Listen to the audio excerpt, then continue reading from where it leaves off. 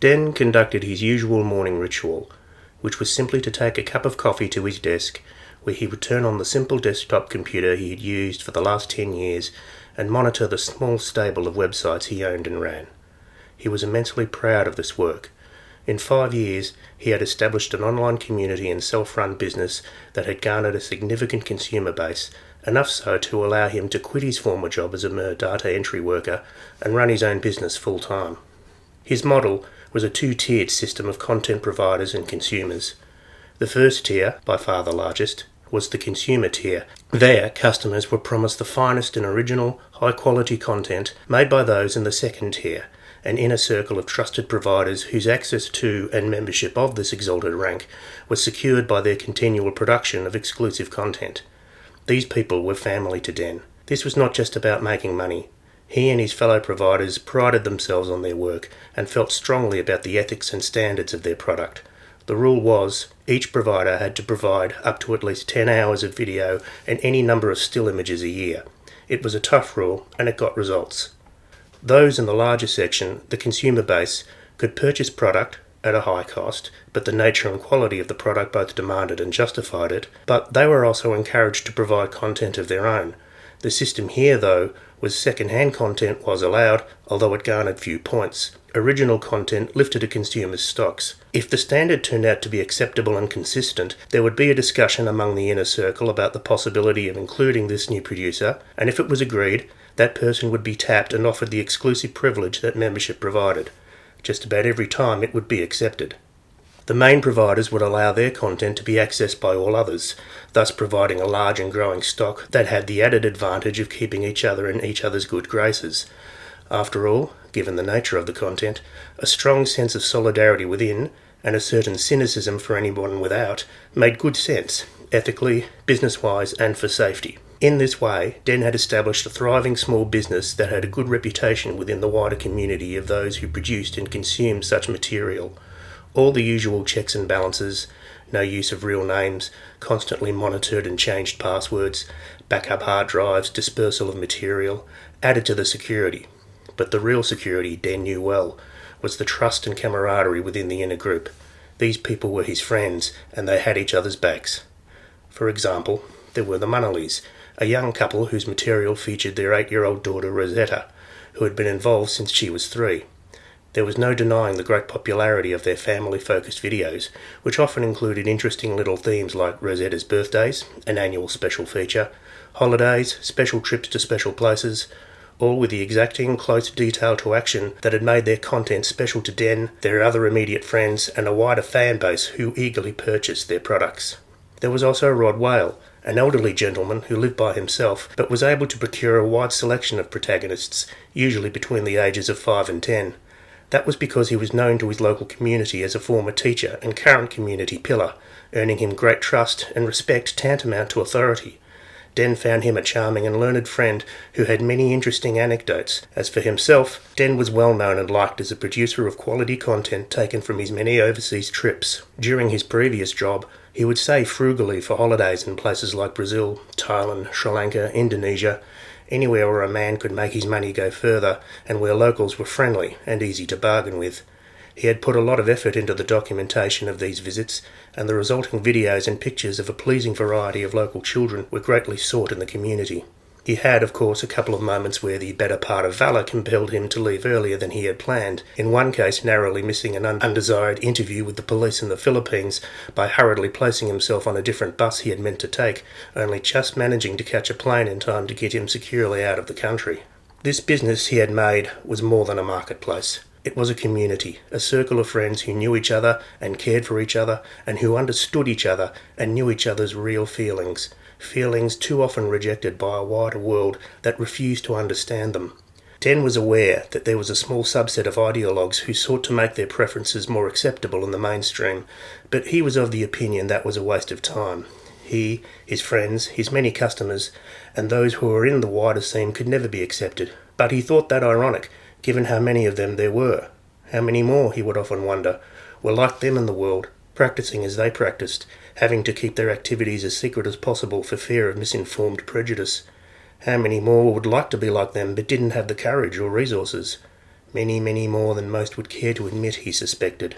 But he had acquitted himself to the subterfuge and privacy. After all, he was making a living from, and above all indulging in, what he loved. And although it was work that he could completely dedicate himself to, work he could be passionate about. It was the core of his very life, and he was not going to give it away simply to be more acceptable to a world that he felt was too hypocritical in these matters to join. This morning, however, he was concerned. He hadn't heard from the Mannerleys for some time now, nearly a week. Not only was that not like them, it was somewhat against the community's rules. Members had to indicate they were still active at least once a week to let others know they were safe. It was one of the rules that bound them closer to each other, making each other's welfare their own welfare. And in this case, Den would often chat online or Skype either Brian or Brittany a couple of times a week. Their absence from any form of communication was telling. Den had left a message for them just yesterday and still no answer. Until he skimmed his daily feed and found, much to his delight and relief, a message from them, in the form of a video file no less. This was good news then. They were safe and still active. He opened the message box to see what they had sent, and felt a little uncomfortable immediately. No cheerful "Hey Den" that he was used to as an opener, no message to accompany the file as they always had, again as per rules. Just the file, labelled simply "Here." Here. No file of any kind was meant to have a name as such. The rules were a somewhat complex code of letters and numbers that could be deciphered only by inner members. This immediately made no sense. Den checked the size of the file. Obviously it was something like a 15 to 20 minute video. Again, unusual. Their video productions would often last at least half an hour. Rosetta was a good girl, always obedient, however she may be feeling at the time, and her parents had a lot of stamina and patience. Their signature was "The Loving Family." Maybe this was a different kind of video, a message from them perhaps. Den didn't like the feel of any of this, but of course took the video file to a private hard drive. He would never open and watch a file in his main feed, to see what it was. The first image shocked him. It was Brian and Brittany, to be sure, but they were both already naked. Both had their hands strapped above their heads and had ball gags in their mouths. Their legs were kept apart also by straps. This was not like them at all. They never played games like that, and certainly would never be in the submissive role, but what really worried Den was their facial expressions. There was no doubt they were not consenting to this. Little Rosetta would sometimes have the same sort of expression, but her loving parents would patiently reassure her and guide her through the processes until she was more amenable. Here, Den could see nothing but fear. Then the camera turned rather quickly to the opposite view to see who it was the Mannerleys were so fixated on, and Den got his second and larger shock. The setting was mainly dark, with stark lighting coming from unidentified sources, throwing some details into sharp relief and obscuring others. So what he saw came at him almost like a blow. At first it looked like a group of something like 9 or so children, at least based on their height and the lithe, youthful shape of their bodies. Most of them were naked, but their faces... Each one of these individuals had the exact same face, the same features, children's faces, but identical. Wide almond eyes, their mouths and wide smiles, all exactly alike without a single defining feature. The faces looked like masks in that they didn't move. The bizarre expression of almost sardonic cheerfulness was repeated on each individual. They looked more like masks than real faces, but Den couldn't see any division between the faces and the heads. All their heads, moreover, were perfectly bald, not even a hint of fuzz. One, though, had an obvious long-haired wig on. Another, what looked like a medieval court jester's cap, complete with bells. And as for the bodies, they were the forms of children of about 6 or 7, but totally without any sexual characteristics. No nipples, no navels, no genitals. Because of the lighting, they were obviously details he couldn't perceive. But what he saw was a group of identical-looking things that took on the forms of children but could not possibly be real children. Their movements were slight and somewhat slow. They mostly kept looking in the direction of the helpless Mannerleys, occasionally turning to look at the camera. Their mask-like eyes never blinked, their mouths never moved, until he noticed in 1 or 2 mouths a kind of movement he thought he saw, more like a tiny creature in an underwater sea cave than tongues. Were they dolls, perhaps? Animated dolls? That seemed to be more the case as he watched. The skin colour of all of them was a stark white that, in the subdued light of the room they were in, almost verged on a glowing blue. Then cut to the next scene, and Den had to stop it after a few seconds.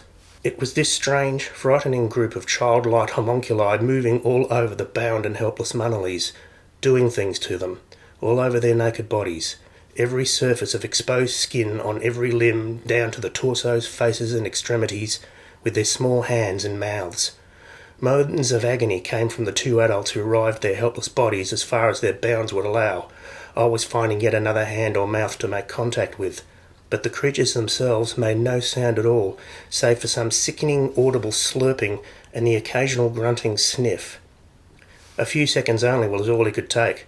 He stopped the video, stared at the computer screen, his reflection in it, his own facial expression, shocked, almost paralysed, beyond understanding.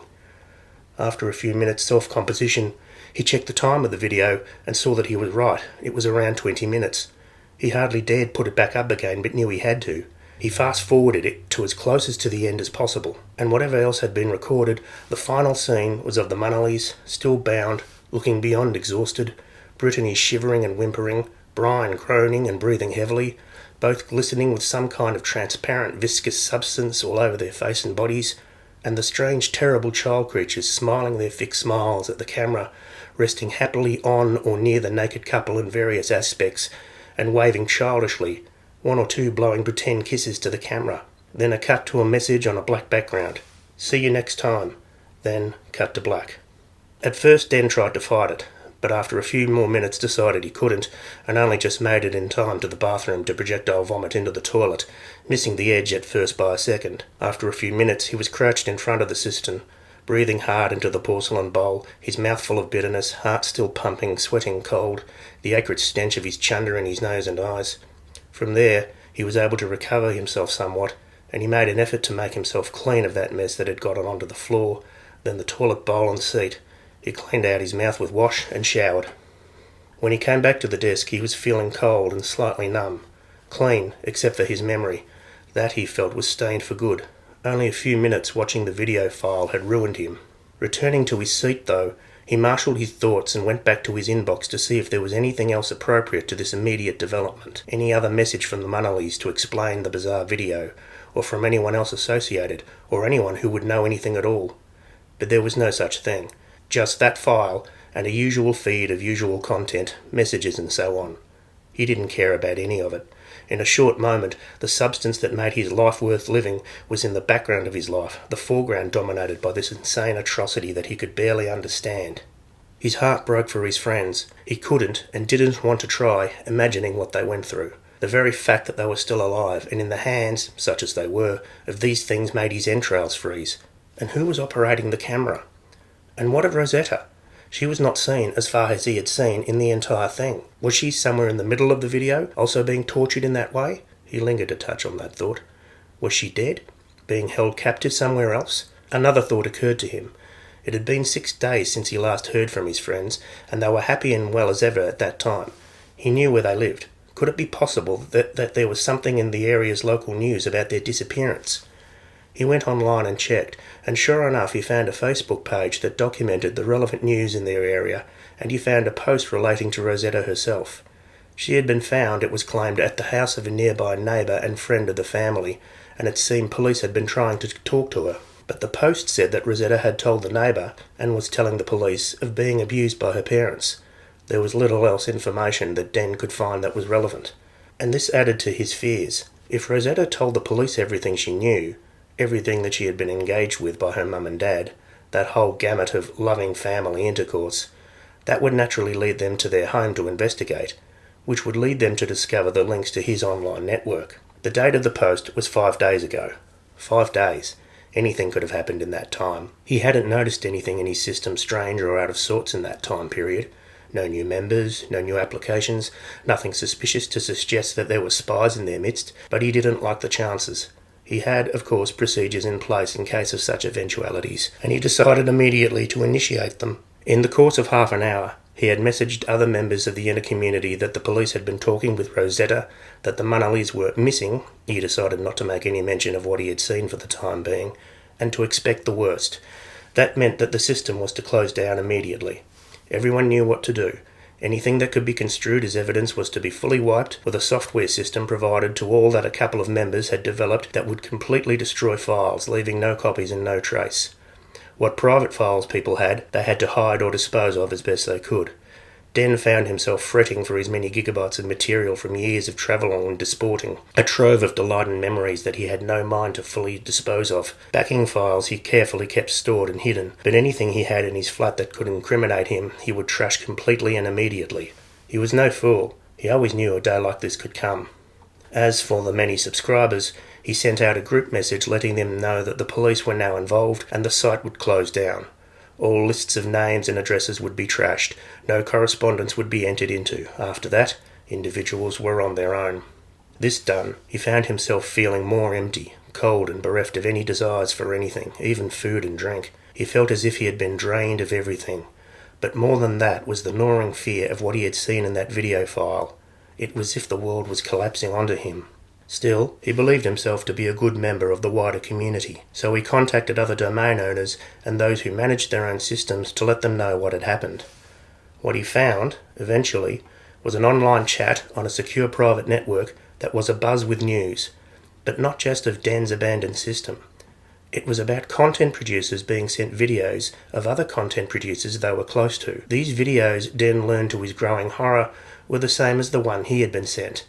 A few had even uploaded copies to prove there was no lie. Dan found that a number of people, on every continent on Earth save Antarctica, had suffered what the Monoliths had suffered. For system owners, forum moderators and others that had been sent videos of these people, members and contributors of all the content that they had known and loved, naked, gagged and bound, and suffering the torments of the damned at the hands and mouths of these bizarre creatures, all of them looking exactly the same, mask-like faces with childish diabolical smiles, within which some could see quick movements of God knows what, perfectly sexless childlike bodies, slow imprecise movements, hours of unbearable agony for their victims, not one of whom, it seemed, were ever killed. Each video ended with the same promise to see you next time. It was obvious that these people were captives of some bizarre group that targeted their kind. A theory was fleshed out among the chatter. The thinking was that a worldwide sting operation was in effect, that people had been arrested, and that these videos were the clever deepfake products of a talented set of animators. That, at least, explained the strange looks and movements of whatever those fake children were meant to be. But questions were raised about the realism of the people involved. Many swore that they were really people they knew. Perhaps it was just the creatures that were animated. But in that case, what was really happening to the people? And what would be the end game of all this? But that was obvious to some. It was to frighten and intimidate, maybe to lead some to mistakes that would make finding them by authorities easier. But then, as others pointed out, there were real children involved, those of whom known having been reported in various media outlets to be in safe places and who were, in varying ways, cooperating with the police. It seemed the children of those involved in these shocking videos were themselves safe, at least, from whatever was being done to their relatives, teachers, guardians, neighbours and others. But all the media reports would allow was that the police were investigating the associated adults. Why then, if the police were openly involved, would they bother sending these videos to other suspects? It was obvious no one was going to take them to their own local police to report these things. If anything, they would make others in the circles of those they were investigating to take greater security measures to protect themselves. It seemed counterproductive, at least as far as the law was concerned.